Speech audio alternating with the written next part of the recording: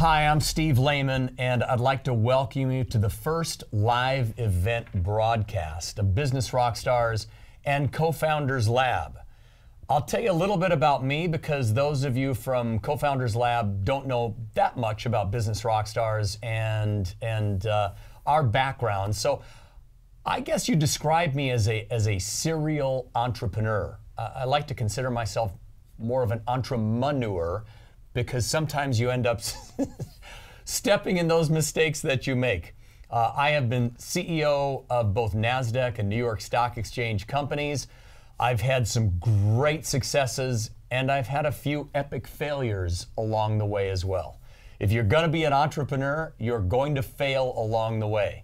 I did some interesting things along my career path. Became a first-round investor in a young entrepreneur I met named Mark Cuban. And that led to a lot of amazing things for not only the company that I was running, but for my personal life as well. So this is the first in a series of live broadcast events that we're going to be doing with Business Rockstars and Co-Founders Lab, where we showcase CEOs like Pernille in very candid conversations, one-on-one conversations that talk about the good, the bad, and the ugly of entrepreneurship. Conversations that will be hopefully inspiring, educational, entertaining, and informative. Within a few weeks, we're going to be doing Business Rockstars boot camps. We're going to be doing mentoring for our premium subscribers. As of a minute ago, we now have 2,926 members of our community who have tuned in for today's live broadcast. And we actually have some of our premium subscribers who are online from various parts of the world who are going to ask their questions directly to Pernille today. So it's now my great pleasure to introduce our friend and a rock star CEO in person, Pernille Lopez. Pernille was president and CEO of IKEA North America. She was their global chief HR officer. Pernille is involved in corporate, nonprofit, both in the United States and internationally. She's a best-selling author and has a unique component to her life that really mixes business and personal achievements in a pretty unique way. She's so accomplished, she's so humble. She is CEO of her own company called Good Life Design, and it is my pleasure to welcome you, Pernille. How are you? I'm good, and thank you for having me. Good, thanks so much for joining us. So I like to start these sessions off with something I call 60-second CEO. And I'm going to rifle off 10 questions to you. They're going to be fast, 1 or 2 word answers, and we'll learn a little more about who Pernille is. You ready? Yep. All right. Favorite entrepreneur? Ingvar Kamprad, the founder of IKEA. Someone who's very disruptive in your company. They're great at what they do. Keep them or fire them? Fire them. How many hours a night do you sleep? 8. Favorite movie? Philadelphia. Hiring friends and family. Good idea, bad idea? Mostly bad idea. What did you want to be when growing up? A journalist. When making tough business decisions, do you go more on gut or research? Gut. Favorite superhero? Pippi Longstocking. Interesting. If you could have one superhero power, what would that be? I would love to fly around the world and give every child the right start in life. It's a great superpower. All right. Today, we're going to cover 3 topics, broad topics.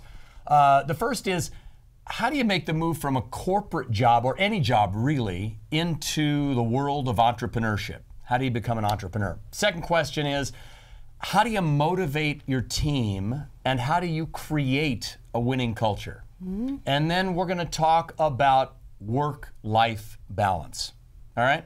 Sound good? Sounds great. Good. Let's crack into it. In looking at making the move from really a corporate job or any job to becoming an entrepreneur, there's a lot of moving parts. There's a lot of things that people think about in going from security to jumping off of that cliff. So let me first ask, do you consider yourself more of a corporate executive, an entrepreneur, or both? What did you call yourself? A entrepreneur? Entrepreneur. That's probably what I am too. I actually started out very early when I first came to the United States, starting my own company. Tried that out for 2.5 years and realized that that was not really going to go much further. And I really needed the structure and the sort of the support that a company gives you. So I had many, many years working within different companies.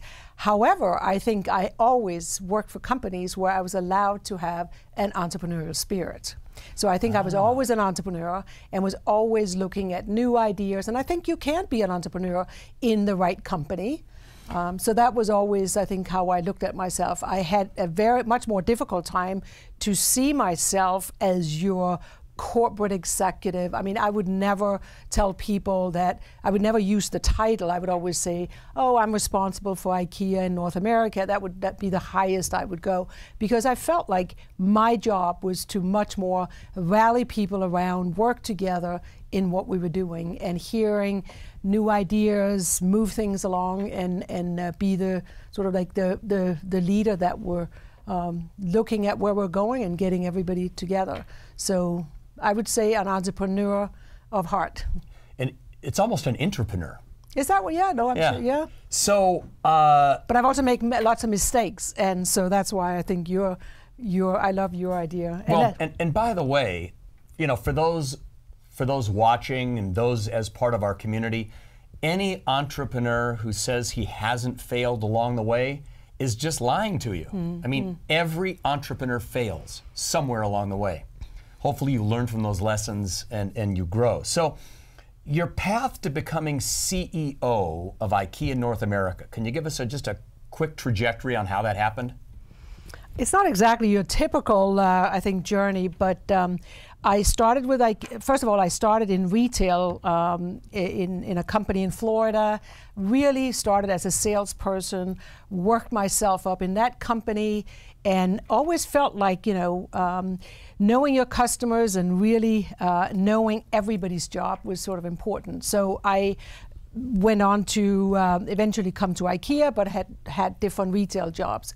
When I started with IKEA, I was a sales manager and wanted to be a store manager. I very quickly found out if you're in retail, you want to run your own store. And maybe it was the entrepreneurial spirit. I was able to get my first store in Pittsburgh, Pennsylvania, which was also at the time the worst IKEA store in the world. And I thought, well, this is a good way to start. And learned incredible lessons by doing that. And that was, number one, listen to your employees. They often have the answer. Secondly, I was happy to kind of know every job in the store and listen to your customers and your community. I realized by listening to our customers, there was a lot, our employees, that there was a lot of things IKEA wasn't doing right and that we needed to do better. And before I knew it, I was HR manager for North America. Hadn't done that before, did that for 4 years and were able to work on global projects. And before I knew it, the new CEO wanted a replacement or the successor of my boss to take over North America. And he had worked with me on these global projects, and he asked me if I would be the next president of IKEA North America, and did not see that coming. Wow. Actually, when I was called into my boss's office at the time, who I was replacing, I thought I was going to get fired for having pushed all these radical agendas. So that was an incredible experience, and did that for 9 years, and then came back to human resources and did 2.5 years as global HR manager. And I think that's why I always talk about people and business together. They're not separate. They are totally integrated. And yeah. You brought up something really interesting, and that is that you said you wanted to learn about all aspects of the business. And that's a really important point, I think, for entrepreneurs starting or growing their business. I did the same when I ran my first public company, Premier Networks, I literally knew everything about every part of the business. I may not have been really good at everything, and that's where you have to find people to, fill those weaknesses that you have. But I think it was very intuitive of you to really understand all of the different components of the IKEA, and you built a skill set, what some would call the 10,000 hour rule, where you're an expert once you have 10,000 hours. But I think that's, really important to do if you're working inside of a corporate environment or in another job. If you are already focusing on where you want to go, to make sure that you know enough about each and every component to succeed when you launch your company, right? Absolutely. So absolutely. The risks involved in moving from a secure job to a cliff that you jump off of when you launch your company. Did you feel that when you left IKEA to launch your own company? Did you feel insecure? Did you have thoughts about, maybe I shouldn't be doing this? Or were you kind of excited? And, what's the mindset that people should have before they leave? So I don't know if you know, Steve, but I actually left IKEA. I was 53. I had been with them for 21 years, and I literally decided to take a year off and do nothing and figure out what my next step would be. Wow. And I think for most people, that's actually more frightening than knowing exactly what your next step is. But I think if you have worked for a company and I feel like I'd worked in business for 30 years, and you're just constantly moving to the next. And I never thought about being CEO of IKEA North America. I never thought that I would be an executive HR manager, but life sort of took me that way, and I felt that it was such an important time for me to stop and say, let me at least pause and take stock of what has happened in all these years. And truly, what do I like? What don't I like? And what was interesting in that year, I did write the book in that year, actually for a Danish publisher, and that was I didn't know either that would happen, that when you write your own story, you get to actually replay everything and go, wow, that mistake was amazing. Thank God I had that. And what was that book called? It was, in Danish, it was called If Your Life Was a Kitchen, because if you, especially in Denmark, everybody wants to have a beautiful kitchen. That's a real status.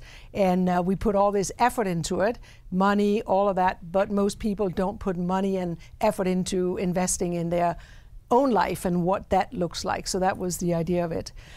Here the book was called Design Your Life, because you had to really explain that title.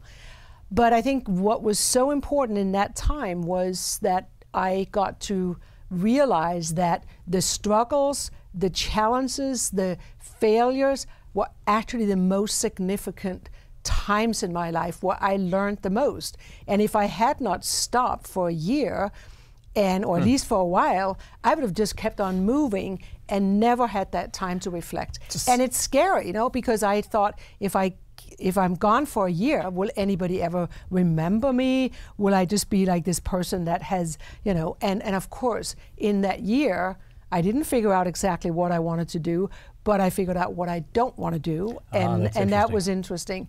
And of course, you can jump back into the system at any point, but it was very helpful and very, I would say, healthy for myself and my family. So you were in a fortunate position. Yep. Because you could afford to take a year off and really reflect on what you were doing.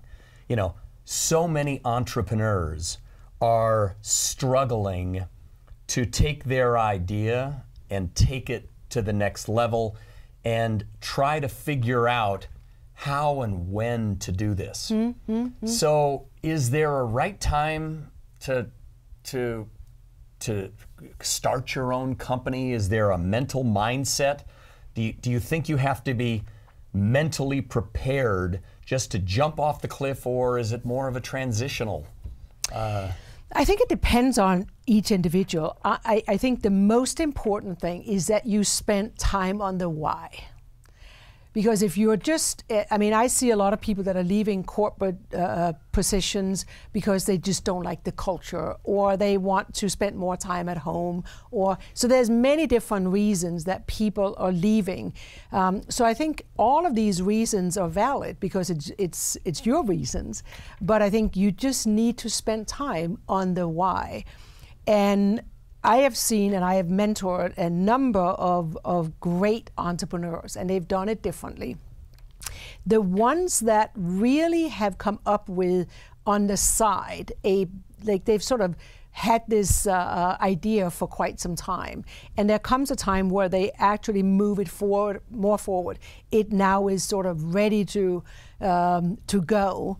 And I think that is the time you go. And I think if you force it, it can be unbelievably stressful. If you don't feel it's right yet, why, risk it? So I'm not saying you have to be 100% sure, but I think most people, when you have an idea and you spent time on it, you know when it's time. That's interesting. So really intuitive. Intuitive, yes. You have to be honest with yourself too, right? Listening to yourself, is this ready to launch? Do I have a shot to do this?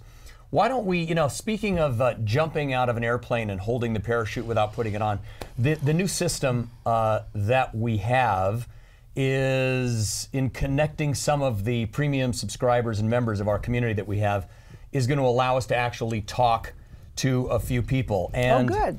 I'm gonna see if we can go to let's go to Kelsey in Denver, Colorado. Let's see if this works. Kelsey, can you hear us? All right, can you hear me? Yes. How are you? Okay, cool. I'm good. How are you guys? Good. Thank you. Welcome to the show, and you have a question for Pernille. Yeah. So when you're making the jump from your corporate job to being an entrepreneur, do you have specific steps? I know you said first you kind of find your why, but I'm a pretty type A tangible person. Do you have specific steps to take after that once you find your why? Well, I would say, and this actually goes for your own personal life as well, I think most successful companies have a very strong mission, vision. They have very clear values. And then you have a strategy, and then you have actions. And I think if you have those pieces in place, of course, along that, there is a lot of, research you have to do about your idea, about your, is this really valid? You have to test it and all that. But I think that if you have those pieces in place, because if you don't have a vision and the mission you're on, and you don't have sort of the values that you want to instill in the company, both with employees, with all your stakeholders, it is so easy to be lost. And especially, I think, founders, and again, I have spent time with founders that have a great idea, and they work around the clock. And then they bring new people on board, and they are just not understanding what the real purpose of the company is. They sort of get that it's a great idea, and also they don't really understand how they fit in and how they can engage. So, and then they have to do all that work. So I think the more you can do that work up front, and of course you have to make an action plan that's very realistic. You start with small steps. You don't try to fix everything and get everything ready off the bat. But I think it's always much easier to, if you have sort of a North Star, you know where you're going, all the steps you're making along the way make sense. And when you hit an obstacle, you have a setback, you're not completely, destroyed and feel disillusioned. You get back up on the horse and say, okay, where did we go wrong? Let's look at what do we need to adjust. But if you don't have that long-term vision, if you don't really have all of those things thought out, everything works, or anything works, or nothing works. Right. You have no measurement. Great, thanks, Kelsey. Why don't we move on to motivating your team, creating a winning team, and a winning culture. So, when you were the president of IKEA North America, how many people worked for you? I think I started out with probably 7,000 or 8,000, and then over the years we were up to, I think it was about 12,000, 13,000 in the time that I was with IKEA North America. That's just awesome. Can you describe your management style? Yeah, I mean, I think it's, first of all, I think I'm very human. I'm very inclusive, but I'm also very vision-driven and also result-driven. So one of the most important things for me is to have a team around and people in the organization that feel engaged about what we're trying to do. And I think that's the most important. So engage employees and following a common plan and standing together and supporting each other. That's how I like to see myself. How did you motivate your team? Well, I learned quickly that motivation has to be yours. No, I mean, I cannot motivate you, but I think we can find a way to have an engaging relationship. And I think that is often the mistake that we make both as managers and as employees. Like the manager feel, oh, I got to motivate all these people. If somebody's not motivated, you cannot motivate them. But what you can do is inspire. And I think as an employee, you cannot expect your company to get you out of bed every day. You have to have that drive and the motivation. So I think the combination of me as an individual having an ambition and a plan for what I would like to do with my life, and then joining up with a company that will work with me on growing and developing both as an individual and of course also in my job, delivering the result. And that is what I call engaging.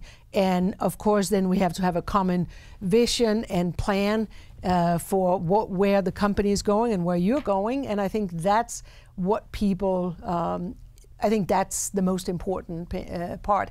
And I think sometimes there are times where you have to move on because it isn't the right company for you. And so you have to ask yourself the right, some questions as well. Because if you're not motivated, is it possible in that company to actually connect with who they are, their values, the management team, and all of that? So why be in a company that is not right for you? So we have a lot of entrepreneurs, founders, people who've started and are growing their companies. What advice would you give them in terms of trying to find the right team and in terms of trying to find the right culture while starting or growing a company?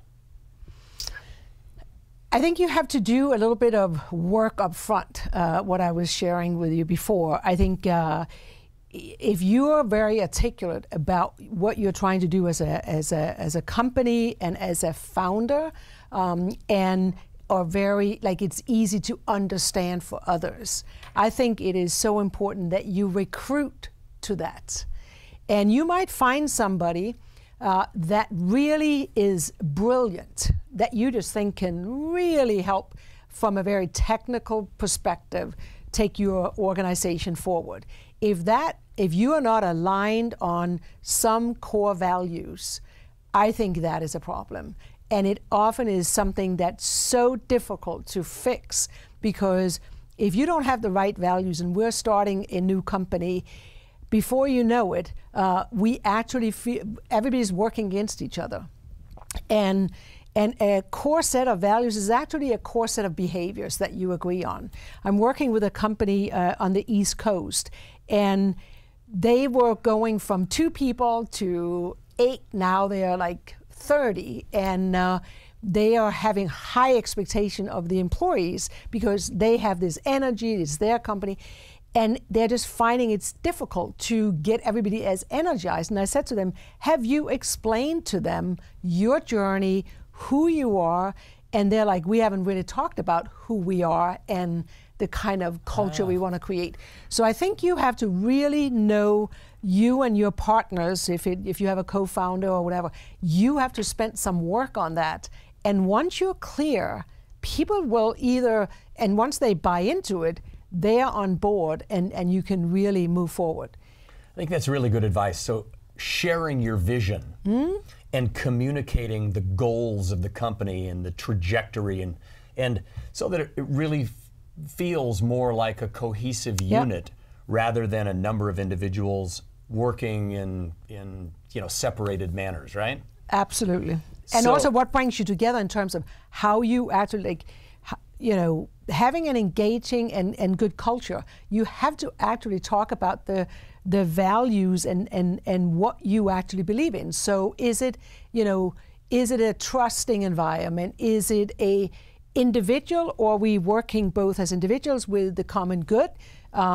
Is it a level of togetherness? Or a lot of startups, and I think especially maybe in the tech world, people are working very individually and they're extremely talented, but they're working on their track. Right, and then you don't really work necessarily in process and how do we work together in a more horizontal way. And I think you got to be able to do both. You got to work on my task, but I got to understand how my task interferes and works with others. And I think some of those things you just have to work out. It's not complicated. It's constantly talking about it and put your working togetherness at a forefront. Because if not, I think you lose people. Is it, a lot of companies are allowing employees to work at home, to create their own hours, particularly millennials that are working inside of companies, at least here in Southern California and in Silicon Valley and New York. There are a number of people who have tremendous flexibility, where they can even come in weekends, nights. Did you think that's smart from growing a company? If you're starting a company out, is it important to have people there with you, sharing your vision, driving this company with you, or do you feel it's okay to have pieces that are gone, that are still doing their job? So I can just let me answer it in two parts. One is that when I became HR manager for North America, I was living in Pittsburgh and the office was in Philadelphia. And I remember my husband, when I said, do you want to move to Philadelphia? He thought I was out of my mind because we were just settling in Pittsburgh. And so I called my boss and said, I can only do the job if I can commute from Pittsburgh. Now that is many, many years ago. That was in the, I think it was late 80s, and he allowed me to do that. And I will have to say that for sure, you need to, I actually think it can be an advantage.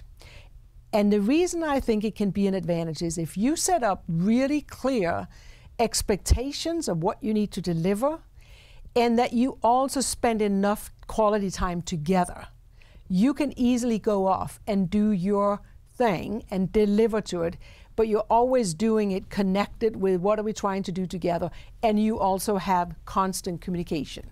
So that worked for me, and I think it can absolutely work. And I think my experience is once you give people that freedom and that it is, as a cashier, you can't work from home. There's some jobs, you can't be an ER doctor from home, but if you might be able to now with technology. But I think we at IKEA, we always, and I think that was really smart, we made work-life balance, or your life balance, your responsibility, and we would provide a culture and an environment where we would provide different options and have conversations about how that would work. So it wasn't like it was the same for everybody. And I see today that if why not take advantage of that we can work at home and be productive, but I do think the common time together is as important. When I was global HR manager, I was doing that from Chicago. My work was in Amsterdam and Helsingborg, and I was able to manage all of that from afar, and that meant we could actually recruit people. I had an HR manager in Italy, I had another one in Canada, and suddenly we could actually recruit more people because they didn't have to all move to one place. And I think we were very effective. I'm not saying every manager would like to do that or every company would like to do it, but it is possible. You just have to think outside the box, and you have to trust your employees, and you have to have agreements. Got it. Would you like to have worked for you? I don't know. Yeah, I don't think, I am by no means perfect. And your kids will always tell you what you're good at and what you're not good at. And my kids want to hang out with me, so I think I'm good job. I'm good. Good job, okay. Yeah. All right. Well, let's actually go to Patricio from Panama. We're going to transition from the motivating the team to work-life balance. But Patricio, how are you? Hi, fine, thank you. And you? Good, good. Welcome to the show. How are you? Thank you very much. Fine, fine. Great. Pernille is here. You have a question. Well, okay, yes. Well, I will start from the question that you answered before about the team. My question specifically is about the founding team. The founding team is the founding team. The founding team is a key factor for a startup. No, this is also the business of Co-Founders Lab. Co-Founders Lab helps us to find the right co-founders. So my question is, do you have any suggestion to find the right co-founder, since it's so important when it's missing, especially when it's missing in the initial team, like in my case, for example? So suggestions about finding the right co-founder. First, I want to welcome you to Co-Founders Lab. You know, we hopefully will connect you with some really interesting people. But you know, it's getting a partner and a co-founder is such a critical component. You know, when I ran Premier and when I left Premier, we had about 600 employees. You know, although I was CEO and I knew a little bit about everything, I always tried to fill the positions with people that had tremendous expertise. And I ended up merging with a company and ended up acquiring partners along the way through the merger. Now, that may or may not have been the right thing to do. The company was attractive. The company had 3 principal partners, and there was a conflict in terms of the jobs that they were doing that probably I could have hired somebody else to do a little better. So I merged with a company. I found my co-founders, and ultimately, I will tell you, I had to let one of the co-founders go. Now, we were already public. He already had millions of dollars worth of stock. I did my best. I sent him out of the country to try and grow a division, but at the end of the day, it just didn't work. So finding the right co-founder is really critical. Any thoughts on you know, who you find, how you find them? I think there is a lot of work that actually needs to go into it, and it sounds like you're taking your time to find the right person. It's almost like I think it's like a marriage, because I think you have to. You don't want to marry somebody that's exactly like you, and I think it's the same thing. You want to look at first again. What is that? Why do you want to have a co-founder? Is it just to bring in the money? Is it to bring in other expertise? Is it to actually share the responsibility? So I think really be very clear on what it is that you're, you know, the why, the skills that you have, that you, and then what are you missing? I can say that I have worked on, not necessarily in my own company, but I have worked best when I have people close to me that are totally different than me.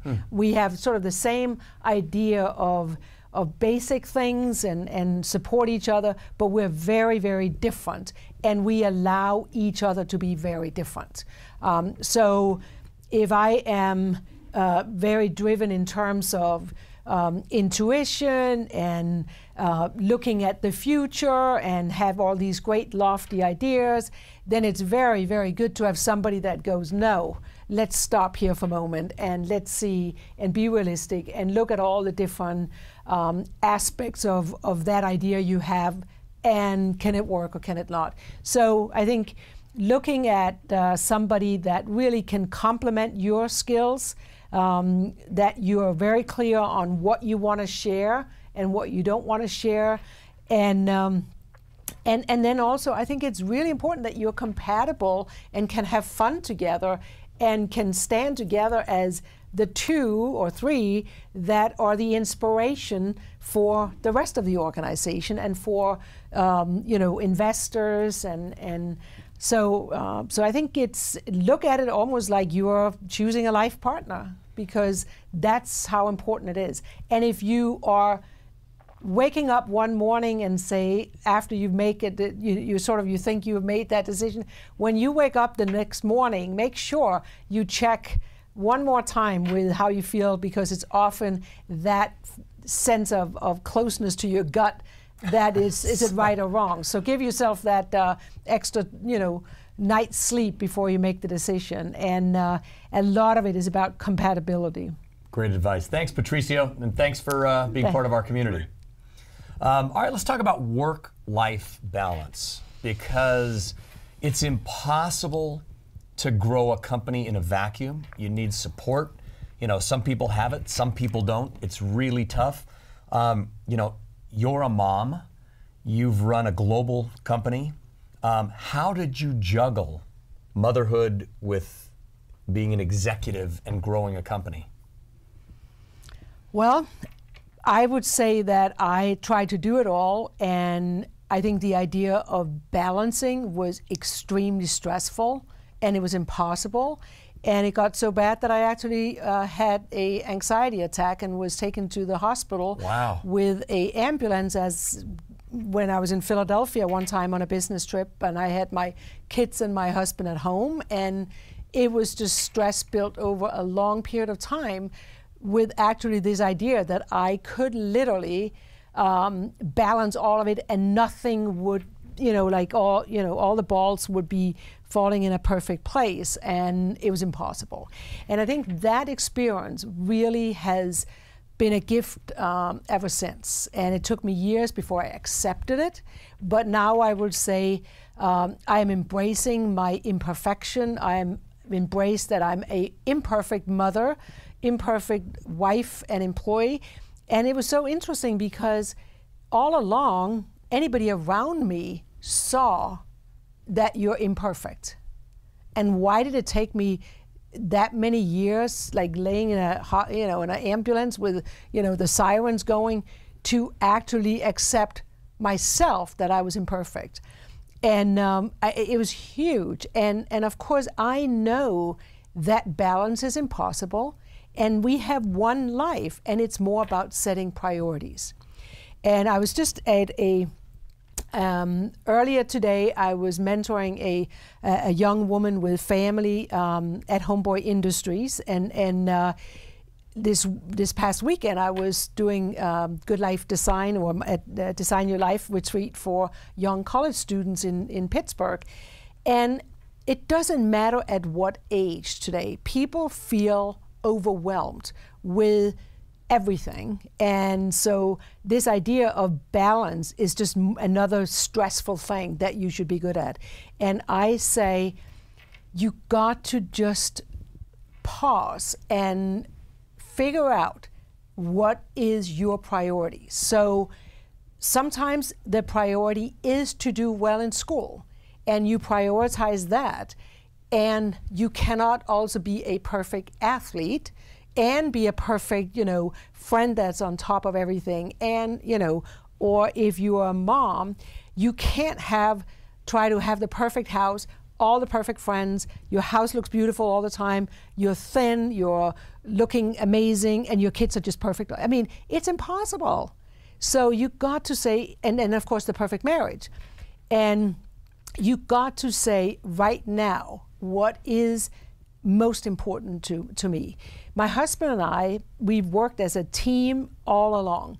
And I think there's times where, and even recently, he has a job where he really needs to focus. And I said, I'm here to support you. So if he doesn't come home at 6 o'clock when I'm ready to enjoy dinner, he does not feel guilty. We made that agreement. I think it's that feeling of guilt, and I think if you're a young family, you need to outsource certain things. And I know sometimes you can't afford necessarily to, but even if it is that you just have somebody to come and clean once a week, you can do that for the same amount of money that you might have a dinner together. And of course you want to go out for dinner with your husband, but maybe it's better to actually go for a walk, and that it's going to help the family, that you have somebody that helps with that. So I think it's about figuring out, put yourself, and especially women, we put ourselves last. But if you do that, you end up just being exhausted with everything and everybody. And I think especially when we're in the year, I call it the pressure cooker year, where your career, you have young kids, both of you are working, you have probably bought a house, so everything is just at the highest level. And that's when most people will not ask for help. And a lot of people get anxiety attacks and hide it, just like I did. So, God, that's so important. The concept of there really is no perfect balance. Nope. And I would agree with you 100%. I was fortunate to have a wife that had a great support system for our kids. I was spending 1 week a month in New York, 2 days a week in Chicago, and it would have been really difficult had I not had that support system. But you can't do it all. And so I guess it's a matter of trying to figure out what you have to do to succeed while in both the family front and on the business front, understanding that launching a company is such a dedicated focus and takes tremendous time. When I launched my first public company, I was working a full-time job. I had started law school, going to night school, and I had my company that I was most passionate about. I was sleeping 3 to 4 hours a night, and it got to a point where I couldn't quit my job because my business wasn't making enough money. But I decided I hated law. I would have made a terrible lawyer. So something had to go. And I dissected law school from my life, which was a relief. And it gave me more time to focus on the business and focus on my work until I got to a point where I could say, that's it. I'm now gonna take that step, and the company's just barely making enough money where it can probably support me. So, it is a delicate balance, and I think what you said is so smart, and that is you can't do it all, and we're only human, right? Absolutely. And I think I think women often say, can we do it all? And I say, of course we can, but why do it all at the same time in such a hurry?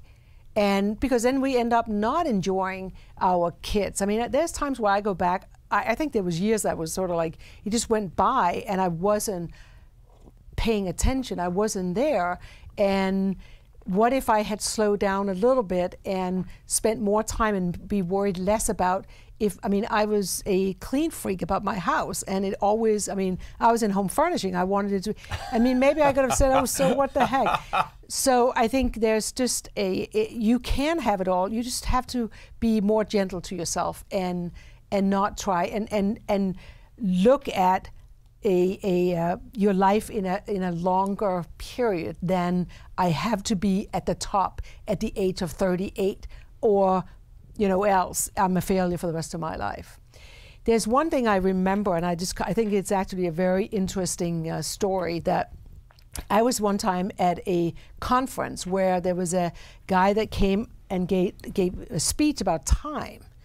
And there was all these very hectic people in this that we all wanted to figure out how we would manage time or get more time or whatever.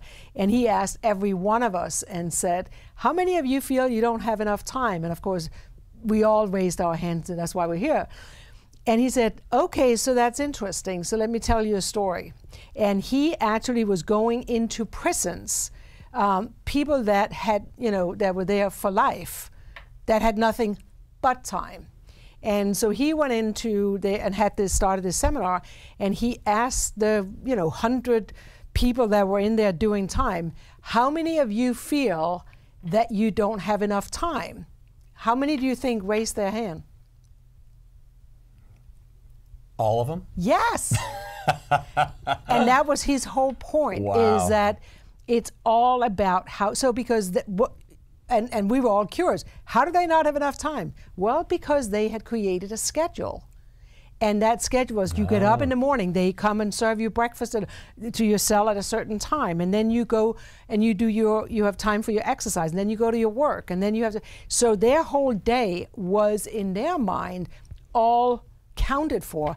And they could not find time. So I think with all of us, we have to think about, the world is not going to provide solutions. We have to figure out how we want to prioritize our lives. And even I was saying to these college students that were so overwhelmed, and they're like 21 years old, and I said, if you just find 15 minutes a day where you can just sit for a moment and do something that you enjoy, then you will get hold of how important it is to prioritize yourself, even if it's just 15 minutes. Same thing about your relationship. Go for a walk with your spouse, even if you have 3, 4 kids and jobs and entrepreneur, your new business. Right. You carve out that time. It's not going to come to you, by anybody delivering it on a podcast or a plate or anything like that. So yeah, that's great advice. We actually had about 150 questions that our community sent in. Brittany asked, if you could go back in time, what's the one piece of business advice that you would give yourself? Well, I would go back and say, spend more time in be more research focused. I am much more of like, this is a great idea, let's go. And I think in all my jobs, I could do much better in spending time on the research aspect before. And so I'm very conscious about it now, but that is not my most passionate side. So it's like a blind spot. I think as I look back, I think the advice I would give to myself is stop and enjoy the accomplishments that you have along the way, the small things, the small wins, because those are really important for people along the way, and learn obviously from the mistakes and failures, which I seem to have dealt with almost on a daily basis, taking the company. But that's from true. the startup. Like more pauses in life, and not be in a hurry. I feel like I've been in a hurry my whole life. Yeah, that's really great. Chica, how do I motivate my team for the best outcome?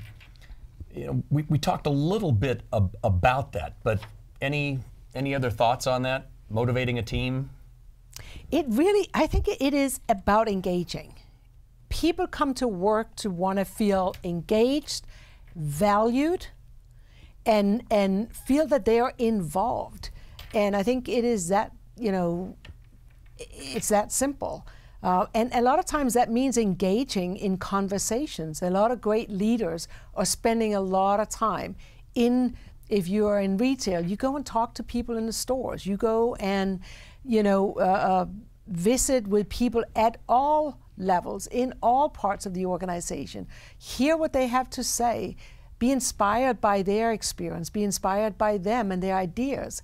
And I think you grow so much yourself, but also you are really living a culture of engagement.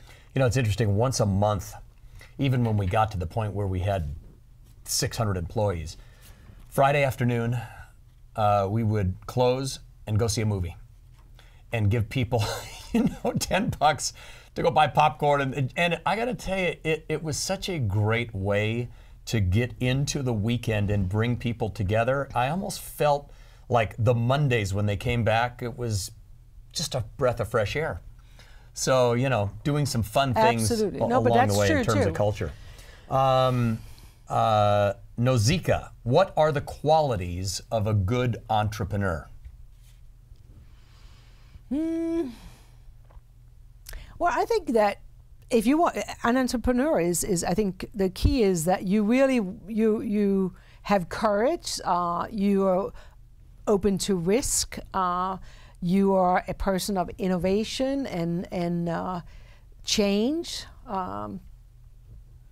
You have to also have, I think, the dedication and drive, to be able to withstand you have to have grit. The challenges of becoming an entrepreneur, because it's not easy. No. And, the people who are watching us now and are part of the community, it's the long race that's important. It's not the short sprint. Yeah, no, absolutely.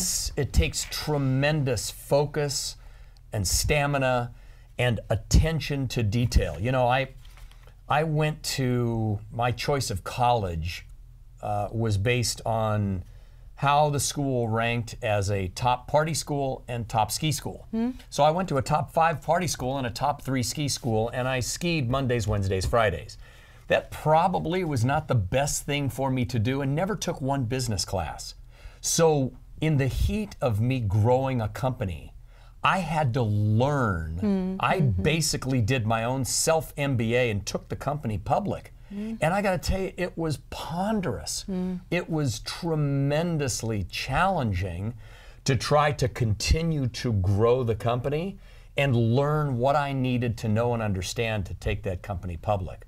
So, it's the entrepreneurial skills are, something that people always talk about in terms of the mindset and the stamina and the challenge, and it's, it's never easy. But when you make it work, it's tremendously rewarding. Absolutely. Right? But I would also add in there that I think it is so important when you want to start your own company that you are always thinking about that this is not short term, this is long term, and that, I don't know if there's a business school that can teach you entrepreneurship. I think maybe there's an aspect of it that you are a constant learner and that you learn from experience. I think that's why a lot of people go and do their own thing, is almost like have that level of independence and actually learn on the go, and that is an important adult learning method. Right. I mean, you look at some of the people that left big schools and went and started the most successful companies. They weren't really prepared, but they were really good at grasping what was going on and learning from the moment. There's a school in Denmark, which I'm very fascinated with. It's called the Chaos Pilots. Chaos Pilot? Chaos Pilot. And what they're teaching, it's a 3-year program. And I think Pilot of Chaos, I guess, is the idea of it. But it actually teaches projects, jumping into anything, and can actually go into any company and work on projects and process and figure out how to actually deliver something. And they're very highly desirable when they come out to work for companies, because they come in and they have more of that entrepreneurial spirit than your typical MBA or coming necessarily from some of the big McKinseys and so forth. Right. You know, that's interesting. And those of you that are part of our Co-Founders Lab and Business Rockstars community, you know, the networking components of this are really important. The questions that Co-Founders Lab asks daily in the interaction. And the videos, those of you who are not part of the Business Rockstars community, soon we will have an integrated content library with amazing people like Pernille, who's been on the show a couple of times, and, you know, teaching you really from the inside what it takes to start and grow and fund a business.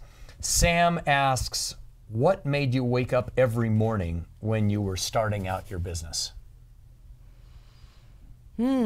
So I started a business way back when I was 23 years old, and it was really my way to come to the United States from Denmark.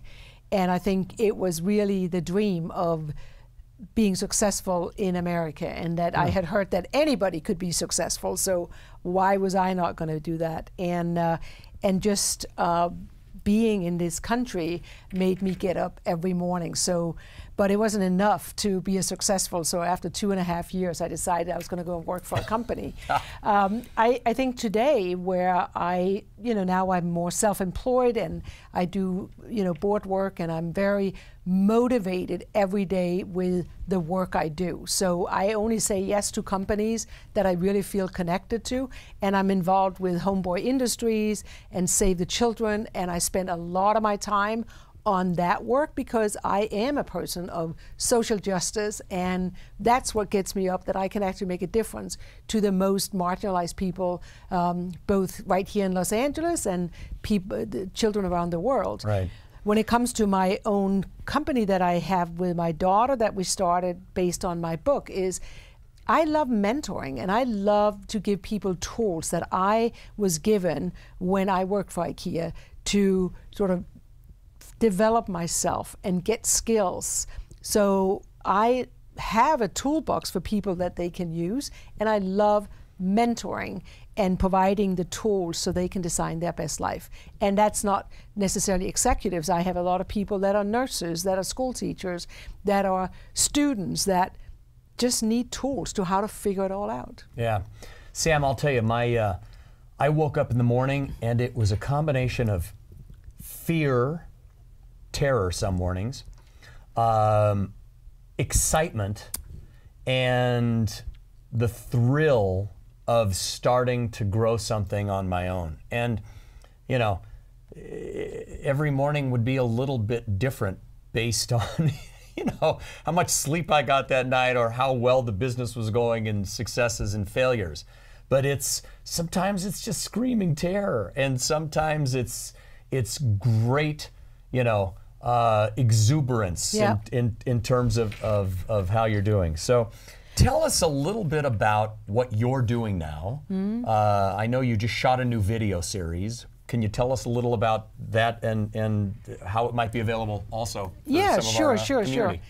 Well, I think first of all, I just want to come back to a little bit the idea of what do you wake up with every morning. I think this idea of that you're on a journey, I think, is important, because like you said, you wake up being sometimes disillusioned, you don't have the same energy every day, but if you're sort of like your long-term goal is what's still, exciting you, and I think you have to connect to that quite often, because that's, not every day is the same. Right.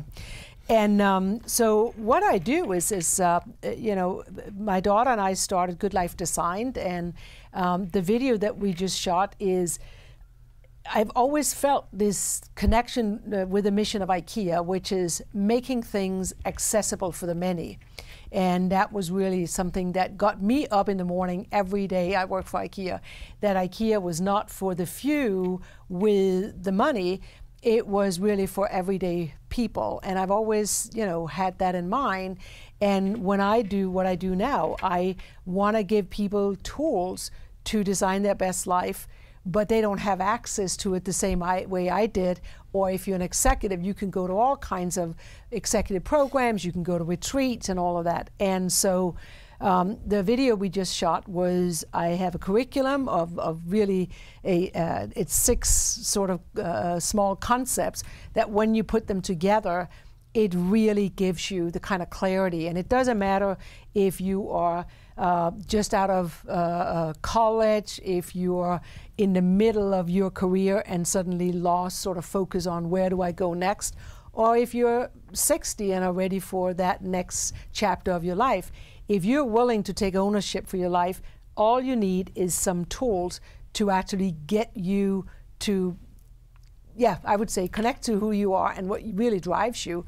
And often that you've been lost, and it's just reconnecting with that and helping you sort of put together where you really want to go. But it is a little bit of work. So the online course and the curriculum that comes with that is really what I love to do. And then mentoring and see people get this aha, that they don't have to be trapped in their own minds about that they're limited. They have unbelievable potential, but just like in a business, you need to have a plan and spend some time on the why before you can just, go ahead and be successful. Well, when the series is finished, we're gonna lay it out for all of our community members, and we'll make sure to promote that for you, because great. I've seen some of the video, and it's great content. Oh, thank Amazing you. content. Thank you. Before we wrap it up here, I'm going to call in Josh Winter. I don't know if Joshua is here. Josh is our president of membership services, and there are a lot of changes that are going to happen. Hey, Josh. Hey. Come on around. A lot of things that we're going to be integrating inside of Business Rockstars that will go into the Co-Founders Lab community. Do you want to share some of the new consolidated things and fun things we're doing? Sure. Yeah. When we look at the consolidation, we're going to have a number of things to help entrepreneurs in starting, funding, and growing their businesses. So it's everything from mentoring, like you're seeing here today. We have about 15 different templates to get you up and running, whether it's from a pitch deck, an elevator, elevator pitch, or a 12 to 24 month plan. And in addition, doing like business courses. So we have about 21 courses, as well as a chance to appear on Business Rockstars TV. So there's a lot of cool benefits, a lot of cool interviews you get to see, and just tools to really help you get to the next level. We're also going to be showcasing members of our community, and we're starting to now look and beginning to reach out. And the new homepage of Co-Founders Lab will be a couple weeks? A couple weeks out, yeah. Yeah, but we really feel like it's going to be a great connected community. There'll be tremendous assets, for starting, growing, funding a business, a great network where you can find mentors, you can network with people, and we will be doing weekly sessions like this so that you can learn from rock stars like Pernille. So, Pernille, thank you so much. I mean, it's, just to sit down with you and to listen. Thanks, Josh. Yeah, thanks, guys. Just to listen to your stories and your experience and your compassion is really a pleasure for me to be sitting here next to you, and I really appreciate the messages that you shared with our audience. Well, I just want to thank you, because I think what you're doing for this great community, that's what we all need when we're out there being on our own, trying to grow our business. And I think you creating that network of support and mentorship is just fantastic. Great. So thank you. Thank you so much. And for those of you as part of our community, thanks for joining us today, and we appreciate you. We really do. Good luck on your journey. Bye-bye.